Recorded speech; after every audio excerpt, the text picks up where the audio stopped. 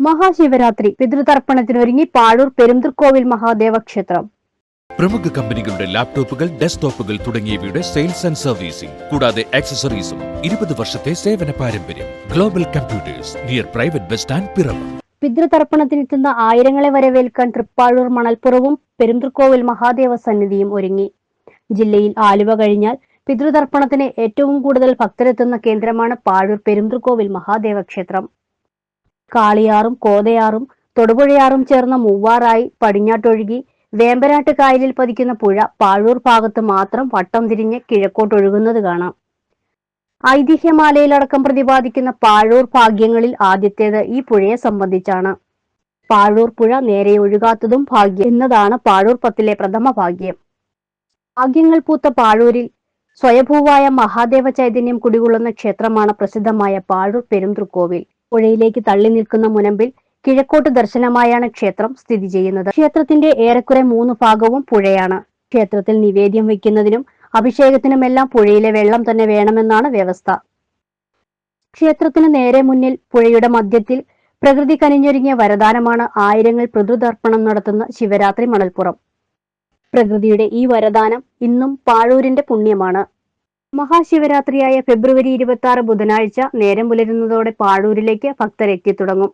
രാവിലെ 8:30 പെരുന്തൃക്കോവിലപ്പനെ ഉപദേവന്മാർക്കൊപ്പം ശിവേലിക്ക് എഴുന്നള്ളിക്കും. കാഞ്ചികാമ കോടിപീഠം ആസ്ഥാന വിദ്വാൻ വൈക്കം ഷാജിയുടെ പ്രമാണത്തിൽ നാദസ്വരവും തൃശൂർ പൂരപ്രമാണി വീരശൃംഖല ജേതാവ് വാദ്യകലാരത്നം ചേരാനെല്ലൂർ ശങ്കരൻകുട്ടിമാരാരുടെ നേതൃത്വത്തിൽ പഞ്ചാരി മേളവും അകമ്പടിയാകും. ഉച്ചയ്ക്ക് 12 മാമലക്കവല നിരപ്പിൽ ശ്രീ ബാലസുബ്രഹ്മണ്യ ക്ഷേത്രത്തിൽ നിന്നുള്ള അഭിഷേക കാവടി ഘോഷയാത്ര എത്തിച്ചേരും. തുടർന്ന് ഉച്ചയ്ക്ക് 1 മണിക്ക് മഹാപ്രസാദ ഊട്ട് നടക്കും. വൈകിട്ട് 4 കാഴ്ച ശിവേലിക്ക് നാദസ്വരം അകമ്പടിയാകും. വൈകിട്ട് 6:30 മണൽപ്പുറത്ത് കക്കാട്ടുപാറ ശിവദം അവതരിപ്പിക്കുന്ന വീരനാട്യം കൈകൊട്ടിക്കളി അരങ്ങേറും. 7 മണൽപ്പുറത്ത് RLV ജമനു ഗിരീഷിന്റെ സംഗീത സദസ്സ് അരങ്ങേറും. 8 മണൽപ്പുറത്ത് വിവേകാനന്ദ പബ്ലിക് സ്കൂളിലെ കുട്ടികളുടെ നൃത്യങ്ങൾ. 7 മതിൽക്കകത്ത് കാവ്യ സ്കൂൾ ഓഫ് ഡാൻസിലെ RLV സാലി രാജഗോപാലിന്റെ ശിക്ഷണത്തിലെ കുട്ടികളുടെ നൃത്തസന്ധ്യ. 9:30 മതിൽക്കകത്ത് പാഴൂർ പടിപ്പുര ശ്യാം കിഷോറിന്റെ സംഗീത കച്ചേരി എന്നിവ അരങ്ങേറും. രാത്രി 11:30 പെരുന്തൃക്കോവിലപ്പനെ ഉപദേവന്മാർക്കൊപ്പം ശിവരാത്രി വിളക്കിനായി മണപ്പുറത്തേക്ക് എഴുന്നള്ളിക്കും. വാദ്യകലാപ്രതിഭ പാഴൂർ ഉണ്ണിച്ചന്ദ്രന്റെ പ്രമാണത്തിൽ പാണ്ടിമേളം, കേളി, കൊമ്പുപറ്റ്, കുഴൽപ്പറ്റ്, ചെണ്ടമേളം എന്നിവയോടെ വിളക്കാചാരമുണ്ട്. വിളക്കാചാരം കഴിഞ്ഞ് എഴുന്നള്ളിപ്പ് ക്ഷേത്രത്തിലേക്ക് മടങ്ങുന്നതോടെ മണപ്പുറത്തെ ബലിത്തറകളിൽ പിതൃതർപ്പണ മന്ത്രങ്ങൾ മുഴങ്ങും. മണപ്പുറത്തെ പിതൃതർപ്പണ ചടങ്ങുകൾക്ക് എല്ലാ ഒരുക്കങ്ങളും പൂർത്തിയായതായി Devaswom managing committee chairman advocate CB Sreekumar, manager CK Vijayan, Shivaratri ഉത്സവാഘോഷ കമ്മിറ്റി ഭാരവാഹികളായ president AK Sarasan, secretary PS Devaprasad, vice president K Vijayan Pallippattu, coordinator doctor Sanjini Pratheesh, joint secretary MS Anukumar, treasurer Dhanesh Bhavan, general convener NC Ravi, joint കൺവീനർമാരായ PR Rajesh, CR Binu Fintech, KB Vijayakumar, Suneesh Sreedharan, publicity convener Prince Dalia എന്നിവർ അറിയിച്ചു. 2025 ശിവരാത്രിയെ സംബന്ധിച്ച് പറയുകയാണെങ്കിൽ എല്ലാ ഒരുക്കങ്ങളും പൂർത്തിയായി കഴിഞ്ഞു. ശിവരാത്രി നമുക്ക് 26-ാം തീയതിയാണ്. ഫെബ്രുവരി 26-ാം തീയതി ശിവരാത്രി. മാർച്ച് 1-ാം തീയതി കൊടിയേറ്റ്. മാർച്ച് 8-ാം തീയതി ആറാട്ട് കൂടി സമാപിക്കുകയാണ് ശിവരാത്രി ഉത്സവങ്ങൾ. ഇതിനിടയ്ക്ക് ധാരാളം കലാപരിപാടികൾ ആവിഷ്കരിച്ചിട്ടുണ്ട്. പ്രഗത്ഭരായ മേളവിദ്വാൻമാർ, പുരസ്കാരം ലഭിച്ചിട്ടുള്ള മേളവിദ്വാൻമാർ പങ്കെടുക്കുന്നു. കേൾവി കേട്ട ഗജവീരന്മാരും പങ്കെടുക്കുന്നുണ്ട്. താൽക്കാലിക പാലം തീർന്നു. മഴവിൽ പാലമുണ്ട്. അതിൻ്റെ കൂടെ താൽക്കാലിക പാലം അത് 1 വേ ആയിട്ടാണ് വരുന്നത്. ഈ മേൽപ്പാലത്തിൽ കൂടെ മഴവിൽ പാലത്തിൽ കൂടെ മണപ്പുറത്തേക്ക് പ്രവേശിക്കും. മണപ്പുറം കഴിഞ്ഞിട്ട് തിരിച്ചു വരുന്നത് ബലിതർപ്പണം കഴിഞ്ഞ് ആൾക്കാർക്ക് തിരിച്ചു വരാനായിട്ടാണ് താൽക്കാലിക പാലം ഉണ്ടാക്കിയിരിക്കുന്നത്. പിന്നെ ശിവരാത്രി നാളിൽ മഹാപ്രസാദ ഊട്ടുണ്ട്. 2500 പേർക്ക് ഭക്ഷണം നൽകാനുള്ള ക്രമീകരണങ്ങൾ ചെയ്തു കഴിഞ്ഞു. നല്ലവരായ ഭക്തജനങ്ങളെ, 2025 ആണ്ട് ഫെബ്രുവരി 26-ാം തീയതി മഹാശിവരാത്രി ബലിതർപ്പണവും നടക്കുകയാണ്. അതോടനുബന്ധിച്ച് തന്നെ മാർച്ച് 1-ാം തീയതി മുതൽ 8-ാം തീയതി വരെ 8 ദിവസത്തെ തിരുവുത്സവവും നടക്കുകയാണ്. ഇതിൻ്റെ ഭാഗമായി വിവിധ കലാപരിപാടികൾ ആവിഷ്കരിച്ച് നടപ്പാക്കുന്നതിന് ഉത്സവാഘോഷ കമ്മിറ്റിയും മാനേജിംഗ് കമ്മിറ്റിയും എല്ലാം വളരെ ശ്രദ്ധാപൂർവ്വം കൈകാര്യം ചെയ്തിട്ടുണ്ട്. ബലിതർപ്പണത്തിനുള്ള 8 ബലിത്തറകളും അതോടൊപ്പം തന്നെ മറ്റ് താൽക്കാലിക പാലം, വിവിധ സൗകര്യങ്ങൾ എല്ലാം ഒരുക്കിയിട്ടുണ്ട്.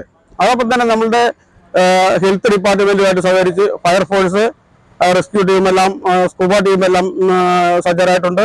വിവിധ വകുപ്പുകൾ, പോലീസ് ഡിപ്പാർട്ട്മെന്റുമായിട്ടും വാളണ്ടിയർമാരുടെയും കമ്മിറ്റി അംഗങ്ങളുടെയും നിർദ്ദേശാനുസരണങ്ങൾ ഭക്തജനങ്ങൾ ശ്രദ്ധാപൂർവം അനുസരിക്കണമെന്നും അതോടൊപ്പം തന്നെ ഇവിടെ നടത്തിവരുന്ന ആഘോഷ പരിപാടികളെല്ലാം ഓരോ ദിവസത്തെയും പ്രത്യേകത അനുസരിച്ച് തിരുവുത്സവം മുതൽ തൃക്കൊടിയേറ്റ് മുതൽ ഇത്തവണ പ്രത്യേകതയുള്ളത് 2 പ്രത്യേകതകളാണ് ഈ ഉത്സവാഘോഷ കമ്മിറ്റി നേതൃത്വത്തിൽ നടപ്പാണ്. ഒന്ന്, എല്ലാ വർഷവും നടത്തിവരുന്ന ആറാട്ടിന്റെ അന്നായിരുന്നു നമ്മുടെ കാവടി ഘോഷയാത്ര കാരൂർക്കാവ് ക്ഷേത്രത്തിൽ നിന്നും ആരംഭിച്ച് പെരുന്തൽക്കോവിൽ ക്ഷേത്രത്തിൽ അവസാനിച്ചുകൊണ്ടിരുന്നത്. ഇത്തരത്തിൽ ചെറിയ മാറ്റം വരുത്തിക്കൊണ്ട് അത് നമ്മളുടെ 7ാം ദിവസത്തെ ഉത്സവമായ നാളെ പള്ളിവേട്ടര അന്ന് നടത്തുവാൻ തീരുമാനിച്ചിരിക്കുന്നു. കാരണം എല്ലാവിധ ആറാട്ട് കാണുന്നതിനും എല്ലാ സൗകര്യം ഒരുക്കുന്നതിന് വേണ്ടിയാണ് പള്ളിവേട്ടര അന്ന് നമ്മളുടെ ഈ കാവടി ഘോഷയാത്ര കാരൂർക്കാവ് സന്നിധിയിൽ നിന്ന് ദേവീക്ഷേത്ര സന്നിധിയിൽ നിന്നും ആരംഭിച്ച് പഴൂർ പെരുന്തൽക്കോവ് ക്ഷേത്രത്തിൽ അവസാനിക്കുന്നു. അതോടൊപ്പം തന്നെ നമ്മളുടെ ഈ വർഷത്തെ ഉത്സവത്തിന് 2 പ്രത്യേകത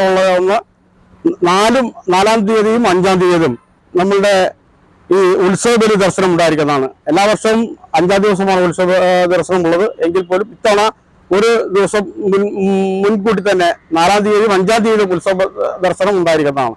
ഭഗവാന്റെ മഹാശിവരാത്രി ഫെബ്രുവരി 26-ാം തീയതി ആണ് നടക്കുന്നത്. നമ്മളിവിടെ എല്ലാവിധ ഒരുക്കങ്ങളും നടത്തിയിട്ടുണ്ട്. മണപ്പുറം ഫുള്ള് ക്ലീൻ ചെയ്തിട്ടുണ്ട്. പിന്നെ ഇവിടെ ഇൻഷുറൻസ് അമ്പലവും പരിസരവും ഫുൾ ഇൻഷുറൻസ് കവറേജ് ആണ്.